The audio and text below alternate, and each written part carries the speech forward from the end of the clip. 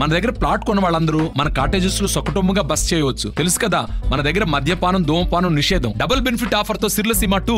Telugu Desam party అధినేత ఆయన మాట్లాడే మాటలు ఇప్పుడు కళలకు రెక్కలు అని చెప్పి యువత గురించి ఉద్దేశిస్తూ మాట్లాడుతూ ఉన్నాడు.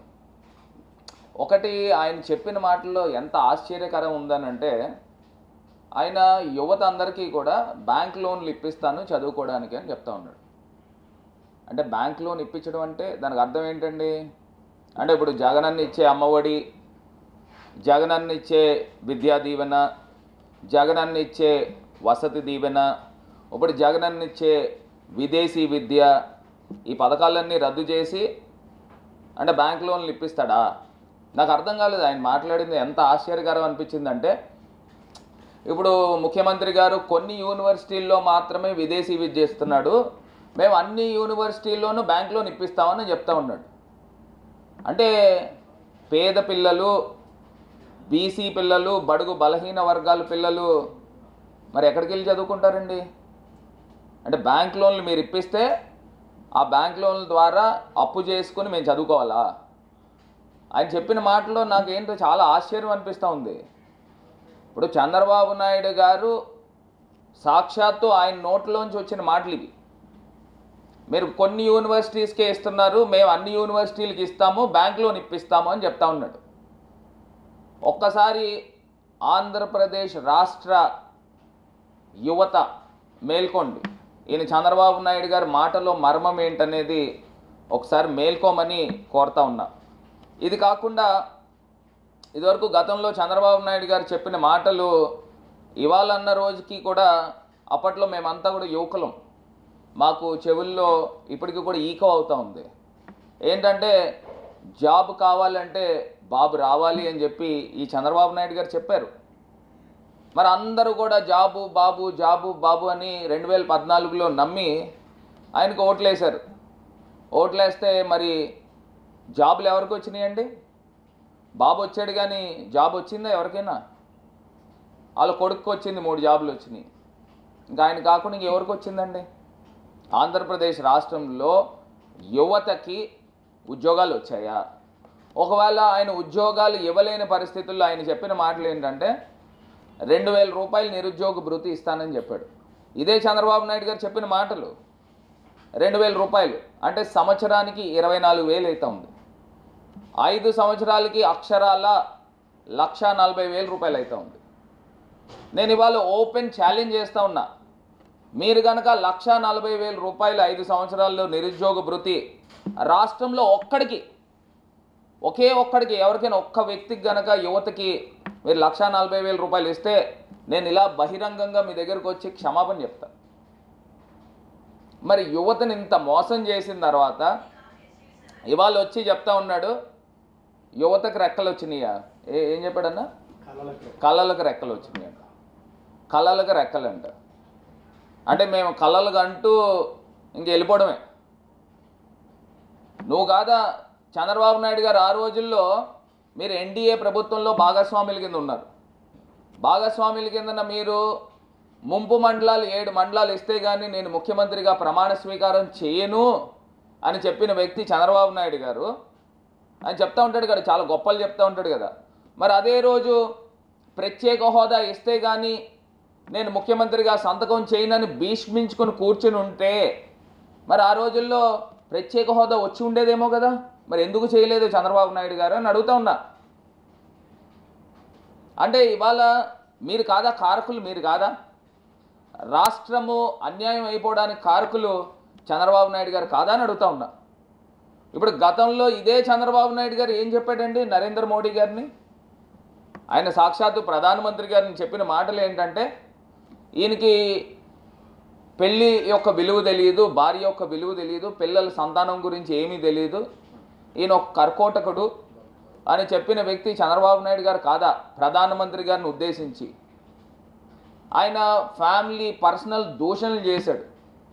ఇదే అమిత్ షా గారు హోంమంత్రిగా ఉన్నప్పుడు ఆయన తిరుమల తిరుపతి దేవస్థానం దర్శనానికి వస్తే చెప్పులు ఇసిరిపించిన వ్యక్తి ఈ చంద్రబాబు నాయుడు గారు కాదా అని అడుగుతా ఉన్నా. మరి ఇదే పవన్ కళ్యాణ్ గారు నేను చస్తే చేస్తాను కానీ నేను బీజేపీతో కలవను, పాచిపోయిన లడ్డూలు, ఎన్ని డైలాగులు కొట్టేశారే. మరి ఇవాళ తీసుకొచ్చి ధర్మ పోరాట దీక్షలు ఏమైనాయి చంద్రబాబు నాయుడు గారు? ధర్మ పోరాట దీక్షలు ఏమైనాయి అండి? ఢిల్లీ వేదికగా నల్ల బట్టలు వేసుకుని ధర్మ పోరాట దీక్షలు చేశారు కదా. సాక్షాత్తు తిరుమల తిరుపతి దేవస్థానం డబ్బులు వాడుకుని మరి ఢిల్లీలో సభలు పెట్టారు కదా. దాని యొక్క విలువలు ఏంటి అని అడుగుతా ఉన్నా. దానికి ఏమన్నా సమాధానం ఉందా? ఇవాళ తీసుకొచ్చి మీరు పొత్తులు పెట్టుకుంటా ఉన్నారు. పొత్తులు పెట్టుకోండి. జగన్మోహన్ రెడ్డి గారు, జగనన్న ఒక్కడే, మీరు అందరూ అటు ఒక పక్కనేమో చంద్రబాబు నాయుడు గారు బీజేపీ, ఒక పక్కనేమో పవన్ కళ్యాణ్ గారు, ఇంకా ఎవరైనా కలిస్తే సిపిఐ సిపిఎం కూడా కలుస్తుంది, ఇంకా అవసరమైతే కేఏ పాల్ గారు కూడా, ఆయన కూడా రెడీగా ఉన్నాడు, ఆయన కూడా పెట్టుకోండి. మీరు అందరూ కలిసి రండి, మేము ఒక్కళ్ళమే వస్తామని చెప్పి డే 1 నుంచి చెప్తా ఉన్నాం. మరి వాళ్ళు తీసుకొచ్చి యువతని మోసం చేస్తూ ఉన్నాడు. ప్రత్యేకించి బడుగు బలహీన వర్గాలు, పేద వర్గాలు, ఎస్సీ వర్గాల్ని నిలువున మోసం చేసే విధంగా ఇవాళ ఆయన మాట్లాడిన మాటలు. అసలు బ్యాంక్ లోన్ అనే పదం ఎందుకు వచ్చింది మీ నోట్లోంచి అని అడుగుతా ఉన్నా. బ్యాంక్ లోన్ మా బోట వాళ్ళు మేము ఇప్పించలేమా? మీరే ఇప్పించాలా?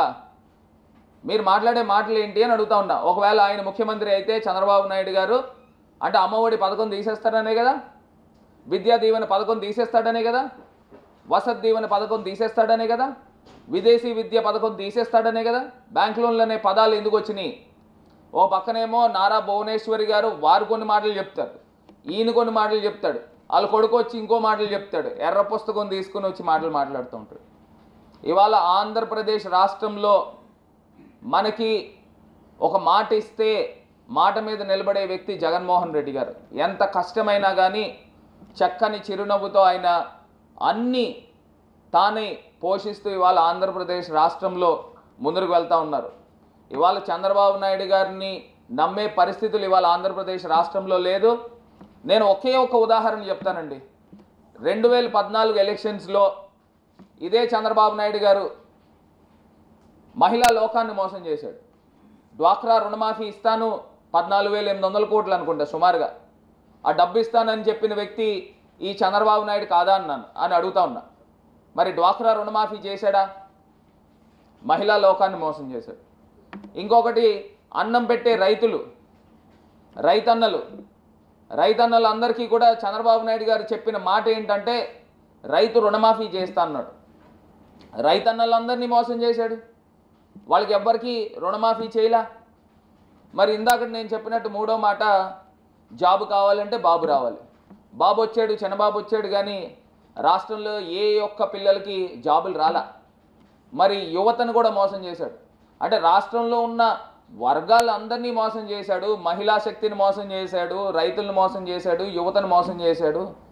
ఇన్ని మోసాలు చేసి 14 సంవత్సరాలు ముఖ్యమంత్రి కింద ఉండి నేను పలానా ఇది చేశాను నాకు ఓట్లు వేయండి అని అడగట్లా.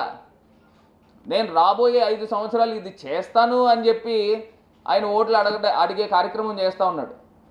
ఇవాళ జగనన్న గర్వంగా చెప్తా ఉన్నాం, మేము ఇచ్చిన ప్రతి హామీ కూడా నిలబెట్టుకున్నాం. అమ్మఒడి అనే హామీ మేము నిలబెట్టుకున్నాం, డ్వాక్రా రుణమాఫీ మేము నిలబెట్టుకున్నాం, వైఎస్ఆర్ రైతు భరోసా నిలబెట్టుకున్నాం, విదేశీ విద్యా దీవెన, వసతి దీవెన, ఇట్లా నేను చెప్పుకుంటూ వెళ్తే ఎన్నో హామీలు మేము ఎలక్షన్లో చెప్పని కూడా ఇవాళ మేము నిలబెట్టుకుంటా ఉన్నాం. అంటే ఇక్కడ మనకు క్లియర్గా అర్థమయ్యేది ఇద్దరు వ్యక్తులు కనబడుతున్నారండి. ఒకటి చంద్రబాబు నాయుడు గారు, ఇంకొకటి జగన్మోహన్ రెడ్డి గారు. చంద్రబాబు నాయుడు గారు ఏదైనా ఒక అంశం చెప్తే అది అబద్ధం, జగనన్న ఏదైనా ఒక మాట చెప్తే అది నిజం. ఇవాళ జరిగేది అబద్ధానికి నిజానికి జరిగే పోరాటం. ఈ పోరాటంలో ప్రజలు నిజాని పక్షాలు నుంచోవాలి అని చెప్పి ఈ సందర్భంగా మరి కోరి ప్రార్థిస్తూ, ఇవాళ చంద్రబాబు నాయుడు గారు పెట్టే బూటకపు మాటలు, కళలకి రెక్కలు, ఏదో భూమిని స్వర్గం చేసేస్తాను, ఇలాంటి మాటలు ఎవ్వరు కూడా నమ్మే పరిస్థితుల్లో లేరు అని కూడా ఈ సందర్భంగా తెలియపరుస్తున్నా. అంటే రాష్ట్ర ప్రయోజనం కోసం తప్ప నా వ్యక్తిగత ప్రయోజనం కోసం పొత్తులు పెట్టుకోలేదని కూడా చంద్రబాబు. కేంద్రం సహకారం లేకపోతే కూడా రాష్ట్రాన్ని అభివృద్ధి చేయడం అన్నారు. నేను ఇవాళ ఒకటే అంశం చెప్తున్నానండి. ఇప్పుడు తమిళనాడు స్టేట్ ఉంది, ఏంటండి కేంద్రం సహకారం ఉందా?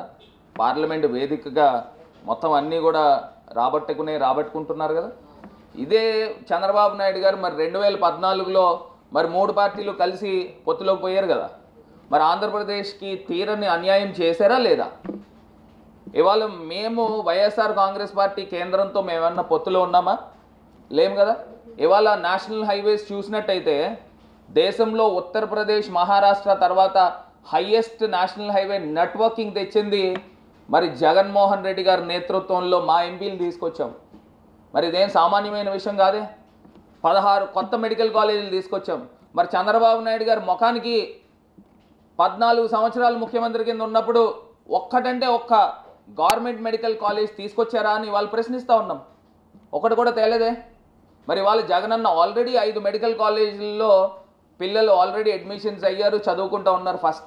ఫస్ట్ ఇయర్ పిల్లలు ఒక్కొక్క కాలేజీలో 150 మంది పిల్లలు చదువుకుంటూ ఉన్నారు. మరి వాళ్ళు ఇంత విప్లవాత్మకమైన రీఫార్మ్స్ తీసుకొస్తూ ఉంటే మరి చంద్రబాబు నాయుడు గారికి కళ్ళు కనబట్టలేదని అడుగుతా ఉన్నాను. మరిన్ని వీడియోస్ కోసం ఛానల్ ని సబ్స్క్రైబ్ చేయండి, లేటెస్ట్ అప్డేట్స్ కోసం వాట్సాప్ ఛానల్ ని ఫాలో చేయండి అండ్ లింక్ డిస్క్రిప్షన్ లో ఉంది.